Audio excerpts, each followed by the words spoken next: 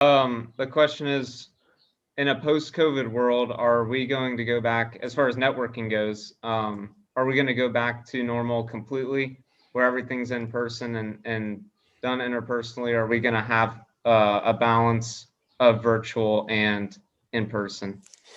Yeah, that's a great question, Max. They say that um, culture and relationships and client engagement, all these kind of relationship based things, um, is not a universal solution.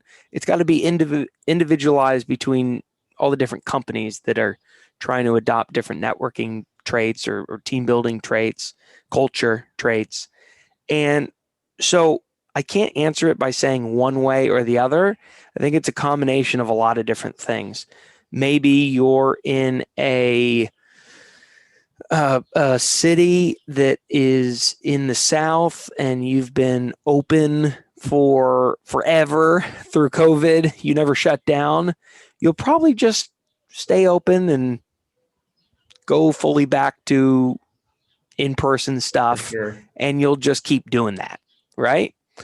On the other hand, maybe your Salesforce, Shopify, Yelp, massive technology companies that, through COVID, they saw an increase in productivity with people working remote. And now they can get greater access to talent, hiring people that don't have to come into an office. But at the same time, their people were a little bit more lonely and a little bit less humanly connected. So they're going to keep offices, a little bit smaller offices. Their workforce will probably stay working remote, but they'll have the opportunity to come in person. So different regions of the country, different business types will have a different reaction. In our business, we found, so prior to COVID, we knew we were some of the best in the world at taking between 18 people or 2,000 people and making them come together and cry and eat and connect and gratitude and all that stuff. So we will always be able to go back to that. But virtual proved that we could do all of that through Zoom. And we were able to prove with a 99.998% efficacy that we are able to guarantee a positive emotional transformation through our virtual gratitude experiences. So we will operate in both realms. We are going to operate virtually because it scales better. You know, we can have a bigger impact, serve more people across the world without leaving our home. And the money's great. But at the same time, we're going to return not as many in-person experiences, but we're going to return to that being part of our company. It's going to cost the client a lot more, but it's because they're going to want it that much more. Very interesting. Yeah, I think that's cool the way you guys have been able to manage that. Because you were really fully all about like the in-person Oh dinner yeah, experience, gathering around the dinner you, table. we got confidence about virtual through my buddy Cal Fussman. My buddy Cal Fussman, is he's a remarkable man. He's a New York Times bestselling author. He ran a highly successful column at Esquire and was their editor at large for a long time. He's spent a week with Muhammad Ali. He's traveled around the world for 10 years on the kindness of strangers. He's fought Julio Cesar Chavez and survived. He swam with great whites. He's a hell of a guy. And one day in 2008, 2009, when we were at the beginning of the Great Recession, the housing crisis, the bubble bursting, his publisher called him up and said, Cal, the budgets are drying up. You're not going to be able to fly to Russia to interview Mikhail Gorbachev. You're not going to fly to there to do this, there to do this. You're going to have to do it via Skype. There was no Zoom at the time. You're going to have to do it via Skype. And Cal said, I can't do these interviews via Skype. I got to be in person when I'm interviewing this such and such person. Well, he tried it and it worked. And here's an example, Max. What are we sitting 9 inches away from each other virtually? Yeah. My Yeah. face is right in a bad way, almost near the screen. So there's hope. And it's actually able to create more intimacy virtually than in person. And so that bubble is burst. And so we were able to, be part of that wave of experienced companies that pivoted and found a way. And it's been working out quite well.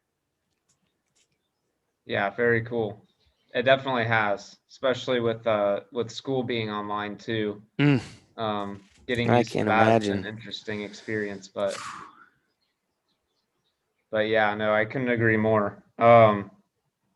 Moving on into kind of your personal experiences with your company, what has networking meant to you personally, and what would a good network look like to anyone, kind of in general? Mm-hmm. So here's the first thing I'll say. I hate the word networking. We put a stop against the word networking a bunch of years ago, and we started talking about connecting. Networking to me is consisted of a transactional relationship. You give, I give, or you get, I get, kind of thing. Connecting is building relationships based on generosity. So connecting to me means being of service. Connecting to me means asking good questions of how can I serve you? Who can I connect you to? Make them the hero. You're just the guide. You're the person who's there to create the safe space to empower them to transform in their life. And when you help connect them, networking isn't, hey, nice to meet you. Now we know each other. It's, hey, nice to meet you. Who can I connect you to in my network? See, the multiplier effect of investing in your connectors in that way and connecting them together leads to an increase in sales and productivity at your job. People will remember that you connected me to that person and we did awesome things. That's being a good connector, right? Connecting is based on generosity. Adam Grant wrote a wonderful, it's right here. Adam Grant wrote a wonderful book called Give and Take. It's how helping others drives our success. Well, one of the best ways to be generous or giving to others is through connections. When I meet someone, I immediately don't say, what can I get from that person in a networking capability? It's who can I connect them to? Because the social capital built through those connections adds value over time. And so what does connecting mean to me? We've used the dinner table to spark over 500,000 relationships in the last 5 years. That's how I've gotten to meet the most successful people on the planet. Bill Gates, Melinda Gates, Michael Dell, Gary Player, the biggest recording artist in the planet, because I'm known for connecting people and they trust that. A networker likely wants something from you. A connector wants to give. It's cool when I go to my Google and I type in Google, my Gmail, I should say, when I type in Chris connecting in the subject line, over 3,000 emails pop up. Those 3,000 emails are, Max, you should meet Sarah. Chris connecting Max and Sarah. That's being a good networker. It's not about me. It's about putting the two people together that need to talk. I mean, one of the greatest connections that I'll always remember is I was at a Milken Institute networking event. Milken Institute is a great financial think tank started by Mike Milken. And I was sitting there listening to Rosie Gumatau Rios, the 43rd Treasurer of the United States. And wow, she was talking about some incredible stuff. I mean, if you take out a dollar bill right now or a $20 bill right now, her signature is on that dollar or the 20 or the 10 or the 5. And I'm sitting there listening to her talking about what she wants to do for young women and stem cell and science, life sciences programming. And I walked up to her and I said, Rosie, God, I want to provide value in your life. Can I connect you to my friend Sylvia Acevedo, the global CEO of the Girl Scouts, a rocket scientist on NASA's on Voyager's mission to Jupiter's moon, a former executive at Apple, Google, IBM, Dell? Rosie said, "Oh my God, Chris, I've been looking forward to meeting her for a decade. I would love that." So me being a good networker to both of them is not asking any of each of them for anything, but offering to connect the two of them and then stepping the frick out of the way. And you know what? They went on and did amazing things for our world, impacting tens of millions of people. And it's because I was a good networker. That's an awesome story. That's so cool. 3,000 emails to connecting people. That's awesome. That's when you feel, if you consider yourself a networker or a connector, or whoever's watching this, if you feel like you are down in the dumps and COVID took away all your money, it took away your job prospects, it took away your value, that, whatever you bring to the world, but you still got people, start connecting them when you feel like you got nothing else to add. That's how you develop authority leadership. People will see you as being able to know people. Very good advice. Yeah, no, when I started this project, I definitely had a reassessment of networking, and I hadn't really thought of networking as like, you go to a networking event and you swap business cards since like back in high school. And now I'm reassessing it now as a junior in college. And I'm like, networking isn't really the right word for it. I think you're definitely spot on. It's connecting. Totally. I'll give you an example of a big thing we do to network in our business. It's through our podcast. I love that we're recording this for your purpose, and that you're gonna share it with your friends. That makes us connect better because you're creating the safe space to let me be the hero. Right? You're a good listener, a good question asker, a good creator of safe space. Here's what we do. In early 2019, we felt like starting a podcast. And the goal of the podcast wasn't to get followers. It wasn't to monetize our audience or get advertising revenue. It was to meet the most successful people on the planet. I wanted to learn from them. I wanted to connect with them. I wanted to add value to their lives so that I could connect them to others, and ultimately, I'd win business from the network. So what we did is we made a list of 808 founders, CEOs, Inc. 500, venture backed, fastest growing private companies in the country. We reached out to them. Hey, I don't want nothing from you. Can I tell your story? Can I interview you for our podcast? We're going to talk about gratitude. 84 people, 10%, 84 people said yes before we even launched the show. And I had 84 new friends because I interviewed them for our podcast and shared their story. Well, as it would happen, about 30% of our revenue in 2020 alone was from who we interviewed on the podcast in 2019. It was amazing. The ROI of interviewing people and helping them tell their story is the greatest tool for connecting and networking humanly possible. It's part of authority leadership. People don't Definitely. want to meet. People don't want to network with individuals. It's really hard to call up. You're really good at it, but it's really hard for other people that are watching this. It's really hard to call up your hero and say, "Hey, hero, can you meet me for coffee? I know you got a busy schedule, hero. Can you Mhm. meet me for coffee?" They're like, "No, who's this guy?" What if you said, "Hey, hero, you're one of the 10 people I value most from my youth. May I interview you for my podcast? I'd love to tell my dad that I got a chance to share your story." Or, "Hey, hero, may I connect you to my friend Sarah? I think you'd really get a lot of value out of knowing each other." Well, that person, your hero, looks at that and says, "Dude, that's awesome. Yeah, this kid's great." That's networking. Exactly. Yeah, for sure. And that's my last question that I had formulated kind of in my own head, this was outside of the project, was like, how do you go from building your network to cultivating your network? And I guess that answer is really giving without the expectation of Mm-hmm. receiving. Yeah. That's kind of what I'm learning. Yeah. You don't look at your network as a short-term fix for your problems. You look at a network as something that's it's going to be with you for a long time, and it's even going to outlast you.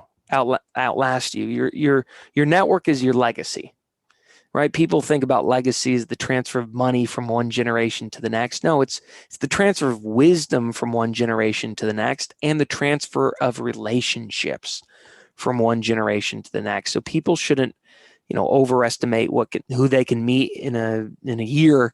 They'll underestimate who they can meet in 10 years. And so what I'd say to that is focus on building a diverse, non-incestuous network and providing value to that so that your message spreads. Oftentimes, let me ask you a question, and then after that, I'm going to talk about um, the um, the importance of reactivating dormant ties, which I'll talk about in a sec. Do you know who William Dawes is?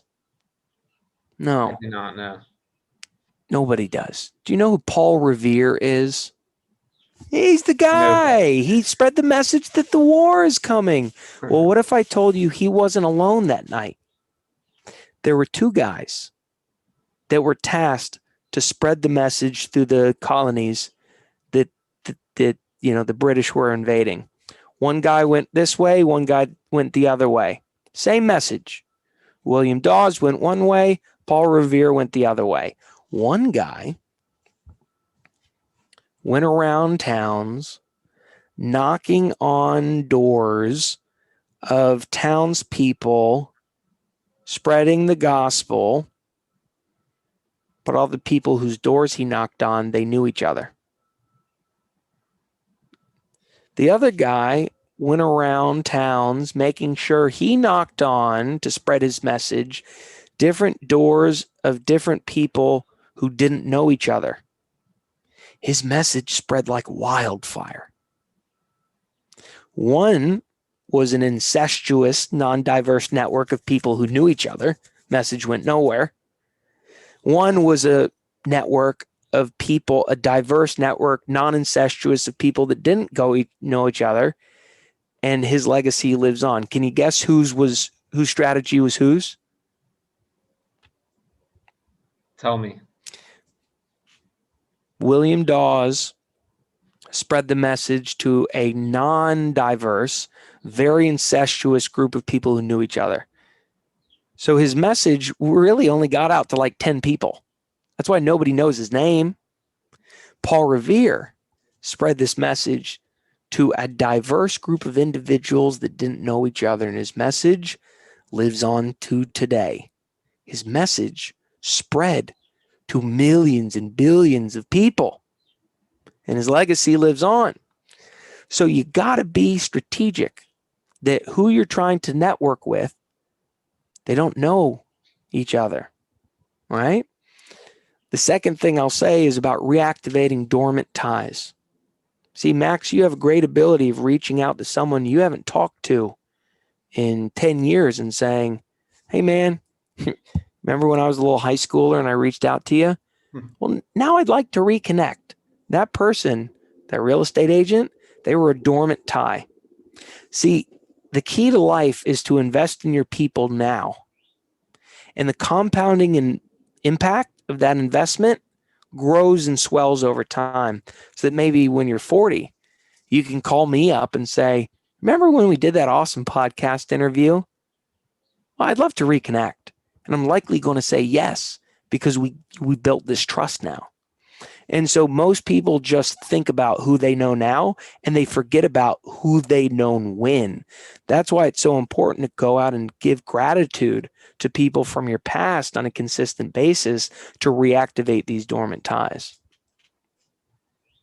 Definitely. Well, that definitely expands on how to cultivate your network. Uh,